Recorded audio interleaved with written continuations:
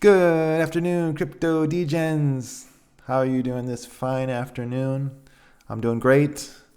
Bitcoin is tanking as usual, down 4% today. Ethereum down 4%. Solana down 7.5%.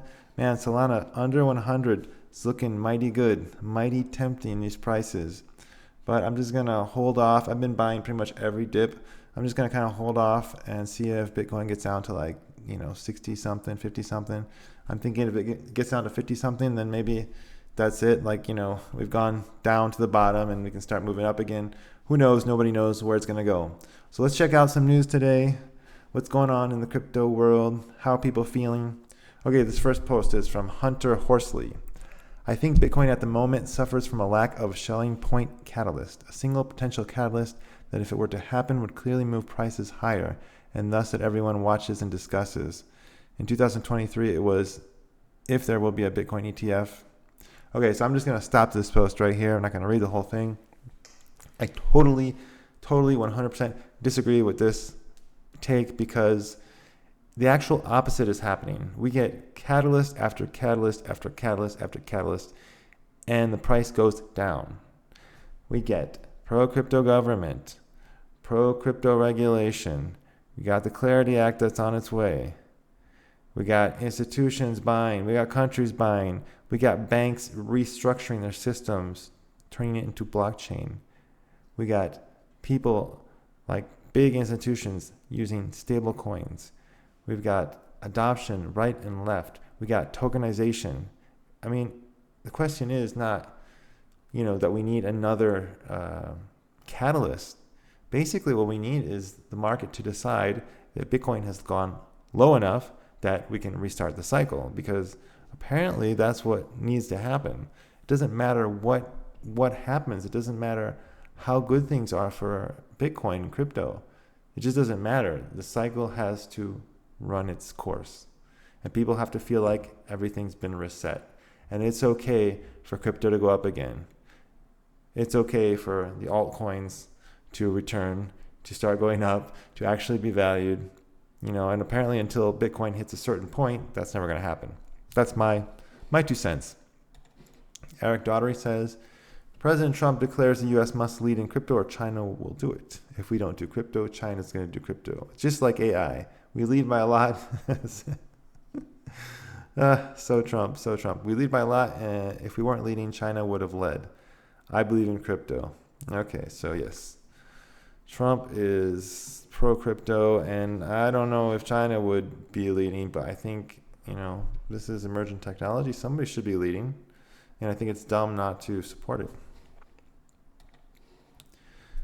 CryptoZar Russ says, Patrick McHenry says a crypto market structure bill could land before Memorial Day, and that the Senate may act before Easter. Before Easter. When is Easter? That's like in March?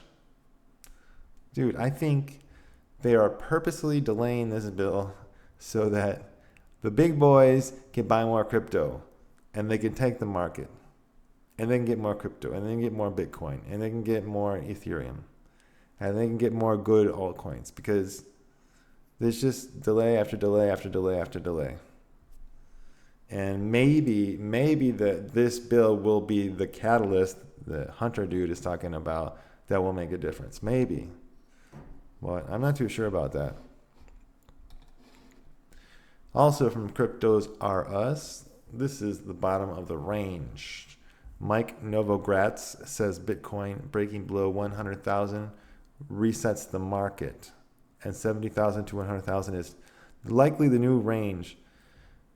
We're sitting near the low end with heavy pessimism, a lot of leverage already flushed, profit taking after the 100,000 milestone. I feel like it's more like, between 50,000 and 70,000 is the bottom. Just because it's kind of like, where the last high was, and the last market was like 60 something or almost 70,000. But yeah, we just got to kind of reset, get back down to where it was before. And then maybe people will accept a new bull market. But apparently people just don't accept a new bull market. I mean, I think the prices are wonderful, except for Bitcoin. I mean, for me, it's still too much because, I don't have enough money that I can buy some Bitcoin and make get rich off it or make big profits. But I can still keep buying altcoins. I can keep DCAing into high quality altcoins and possibly get a 5x, 6x, 10x. I mean, who knows if they keep going down, maybe we can get an easy 10x or a 20x on some of these high quality altcoins. Of course, we were saying that after the last bear market, and that didn't happen for the most part, except for Sol, which I did buy, thank God. Lark Davis says, big move for European adoption. ING Germany is opening the doors to crypto for its 9.5 million customers. Now, he doesn't give any details exactly what they're doing with crypto, but that's great. I lived in Germany briefly, and that bank sounds familiar, but I don't remember. 𝗃𝗶𝗁𝗏. Seriously, though, has anyone ever been worse at their job than David Sachs as crypto czar? Okay, that's a legitimate criticism. The House of Crypto says, did we really expect the banks and the Dems to just step aside calmly as Donald J. Trump and company radically reinvent the entire global financial system? Well, yeah, I mean, you can't change everything overnight. But Trump did actually say that the financial system is outdated and it needs to be redone. This guy says Trump administration destroyed crypto. That is pure nonsense. I mean, all the people that come out and say Trump is so terrible for crypto, I mean, this is just the dumbest thing you can say. People are so easily influenced. I mean, I have seen this ever since Trump went down the escalator to run for president. The way the news and the media and everyone can just manipulate how people think, it's just disgusting. There's like no objectivity whatsoever. Let's just say something and keep repeating it so that people just, they just jump on board. They just get on board with it. I mean, it's just ridiculous. It's ridiculous. Now, yes, you can argue were tariffs bad for stability and for risk assets? Well, yes, you can argue that. You could also say, well, the Trump meme coins were not a good idea. The first one maybe was okay, but then after Melania was unnecessary. Yes, you could say that. But everything else that they've done for crypto has been incredible, and for the future. Getting everything in place for the future. Absolutely incredible. And as the argument that I made from the first post about catalysts, I don't think the market cares so much. Like, it might drop, say, well, this is the excuse. Oh, tariff announcement, Bitcoin drops. I don't think it's about that. I just think it's a market cycle. If the market's not going up on good news, that means also the bad news is not making it going down. That's what I think. I mean, just based on the way it's behaved, no matter what good news we get, it's just going down. So, and it's going down today. It's not based on tariffs. It's not based on any particular thing. It's just, we're just in a bear cycle. We're in a bear market. People just want to sell it until it gets to a certain price. So, anyways. Breaking, Cathie Wood just urged everyone to sell their gold and buy Bitcoin before it hits 1,500,000. I would shift from gold to Bitcoin. Well, yes, that's why we're in crypto. That's why we're here. Although I'm not the biggest Bitcoin bull. All right, let's see. What does this say? The rich always get richer after markets dump. This is the exact reason why they move against the herd. Yeah, I mean, I say this all the time. Just when stuff is cheap, buy it. Dollar cost average. Buying little by little. It goes down more. It's okay. It's fine. I mean, right now, the top altcoins are so cheap. Like, seriously, ridiculously cheap. Ethereum isn't ridiculously cheap, but, 2,000 is not bad. 2,169 is not bad. It got up to what? Almost 5,000 this cycle. It just went, a little over the high from the last cycle. I mean, that's a decent price for the token that is in the top position, more or less in terms of adoption, being used in many things in tokenization. And many real-world uses are coming, and Ethereum is kind of in the forefront. Also Solana. Solana is in the forefront also. XRP, I don't know. I mean, I think it's mostly hype, but I think it's getting some adoption with tokenization and stuff too, but it's not getting the adoption from banks that it was supposed to for money transfers. So, I mean, look at Solana down to 93, and it was up to 300. And Solana is heavily, heavily used. This is a high utility token. It's not a hype. It's not vaporware. And Cardano's low, but I don't see the adoption with Cardano. Chainlink is being used everywhere right now. I mean, all the banks are going to use it. I mean, it's just in everything, and it's at $9. Market cap down to $6.5 billion. This is going to be used big time. I mean, I'm just buying up Chainlink. And then Avalanche, very big layer one. Now we see it here down at 26, but if you get rid of all the stable coins and the ETH and Bitcoin derivatives, it's actually much higher than 26. So Avalanche down to $9. Its low in the last cycle was $8. So it's pretty much at its low, close to its all-time low. Only 4 billion market cap. Avalanche is a very big chain still used in a lot of stuff. It's getting used in tokenization. It has a lot of games. It's a very important chain. Super cheap. And then Sui was a newcomer last few years. Also pretty cheap, down to 4 billion. Hedera, H-bar, also very cheap. So, now it's just great time to DCA. Great time to DCA. And if things stay low for a few months, I'm happy to keep DCAing. And the people who are buying good coins now, the good ones, don't risk your money on stuff that's not getting actual use and adoption. Buy stuff now. It's a good time, good opportunity. Where were we here? Wendy, the banks are fearful of new technology. Well, let's see what this have to say here. It ultimately could destroy not just the banking system, but the economic engine behind the country, which is to say the loan volume would shift materially. Not just that it would shift to crypto, but that there actually would be less loans because there'd be less treasuries available. So, okay. That's right. Change is coming, banks. Change is coming. And you got to adapt. Got to get with the program. I mean, taxis had to adapt to Uber. Food chains had to adapt to Uber Eats. What are some other examples? Airbnb. Hotels had to adapt to Airbnb. You can't block innovation. You can't. That's not free market. You can't block innovation. Banks have to change or die, basically. And this is good for the people. Ran Neuner says, I'm genuinely worried about crypto. Genuinely worried about crypto. Bitcoin has erased almost the entire post-election rally. Prices back at April lows and the latest rebound showed weaker follow-through than earlier cycle. That shift matters. When bounces lose strength and levels don't reclaim quickly, selling pressure isn't emotional, it's structural. And then, he's doing his marketing for his video that he's going to release today. But, so he's saying basically it's gone back down to where it was when Trump was elected. That's fine. If you, took advantage of that pump and could sell something, that's great. But long-term, nothing has changed. Also, Rand says, what worries me most isn't price, it's the shift in behavior across the industry. The energy is gone. When the people who built the space start stepping back and conviction fades quietly, the risks are deeper than most realize. It's true that you can't really release any crypto project when the market is pessimistic like this. And I mean, it's really hard to value crypto when there's times in crypto when things have no value.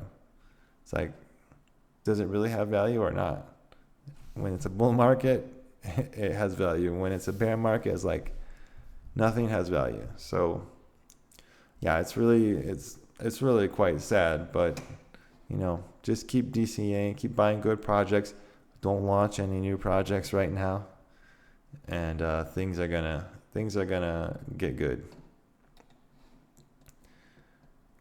Crypto says narratives to fool people selling Bitcoin at the bottom.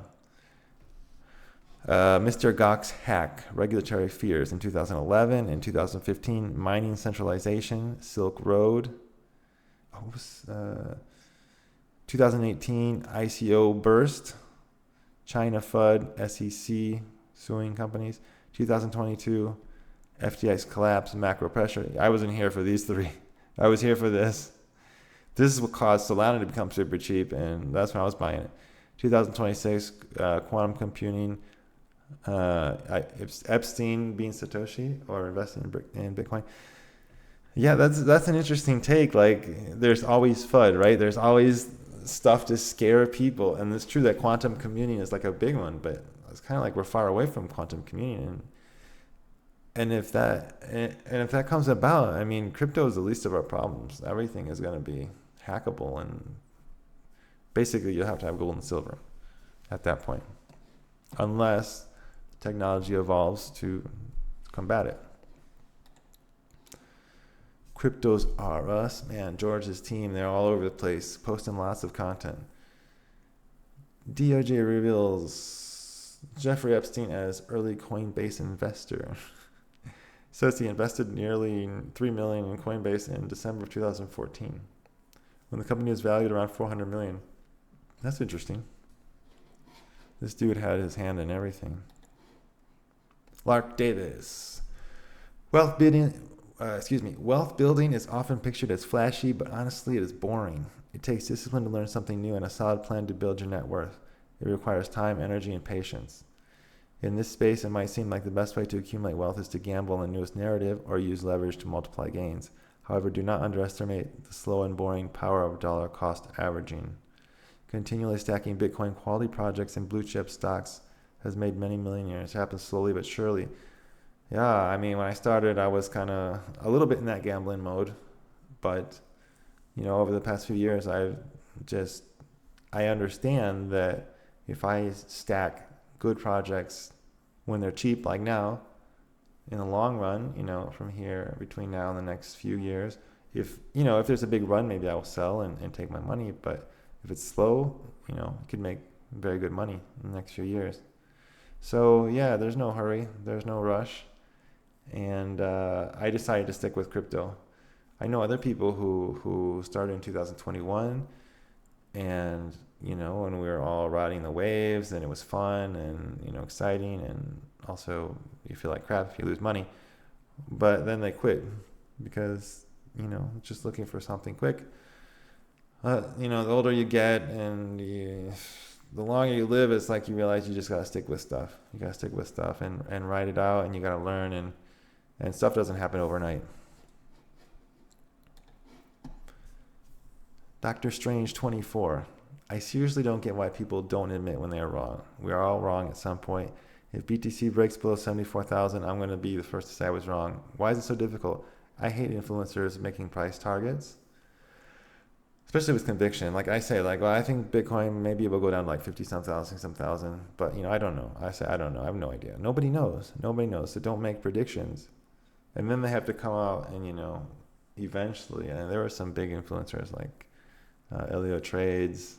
He seems like a nice guy, but he was really wrong. I mean, and he and Alex Becker, and people, they talk to each other and they get the same idea in their head, and they try to convince everyone else. There's no need to make predictions or make predictions so emphatically. Like, this is going to happen, constantly be repeating it, or like altcoin season is now, altcoin season. There's no reason to do that. Like, what do you get out of it? What do you gain? You can say, I feel like this is going to happen now, but that's it. We don't know what's going to happen. Avalanche, they'll fight it every step of the way. They'll wonder how they ever lived without it. They'll forget what the world was like before. Do you remember what the world was like before the internet? I have vague recollection. The internet started when I was in college. I was like, not 17. I was like 19. 19, we started getting email accounts. It was all text. There was no graphics, no web really. It was just starting out.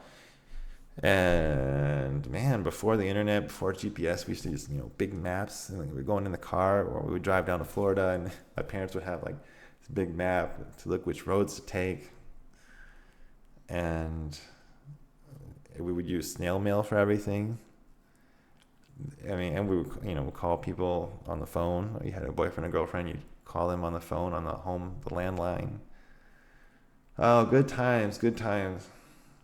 But yeah, I mean, you get used to new technology, and then you don't remember what it was like before. I think this Bitcoin bear market is almost over.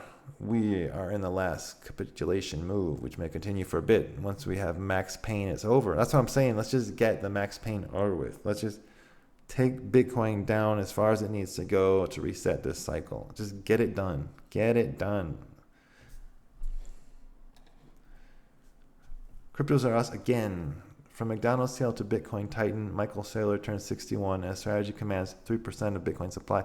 That's amazing. I had no idea that Michael Saylor worked at McDonald's. Is that why people always make McDonald's jokes about having to work for McDonald's when crypto fails? I don't know. I guess this is real because they wouldn't be posting it otherwise. Otherwise, I would say, well, this is AI. This picture is AI. But apparently it seems to be true. You know, when you have conviction, let's see. The next one is, oh, no, that's not it. Right here. Grant Cardone. He says, never bet against a guy who can execute on his plan. Hats off to Saylor. Yeah, I mean, it's important to have conviction. Yeah, I mean, you can't succeed in anything if you don't have conviction. The people that bought Bitcoin early, you might say, oh, they were lucky. They bought Bitcoin early. Oh, wow, they bought Bitcoin in 2013 or 2014. Yeah, they bought it early, but they held. They held for a long time. If they had, let's say you buy it at $1 and you sell it at like $25, you know, like you're like, wow, I made a $25 gain on every dollar that I bought. And then it goes, you know, and then it's gone to how many thousands and thousands of dollars. So you have to have real conviction to have big success like that. Now stuff is cheap. You've got very good altcoins that are very cheap. Now, do you have conviction? Are you going to buy the ones that you believe in or not? Are you going to be afraid? The Bitcoin therapist. When you start making your own money and you invest it all in a magic internet currency and you're now down 40%. That's Jim Carrey. I don't know what movie it's from. Don't know. When Bitcoin goes to 1 million, no one will know I'm rich, but it will look something like this. James Bond. Yeah. Maybe. That would be nice. But man, enjoy your life anyways. You gotta be happy anyways. Things are better in the future, great, but enjoy your life now, man. Enjoy it. Also, the Bitcoin therapist. Met a guy today, age 23. Portfolio of 2 million. Started investing a year ago. His goal is to retire at 30. I asked him how he managed to build 2 million at his age. He said he worked hard and convinced his dad to give him 10 million and invested it all in crypto. I love these posts. That's it for today. Have a good evening. Bye.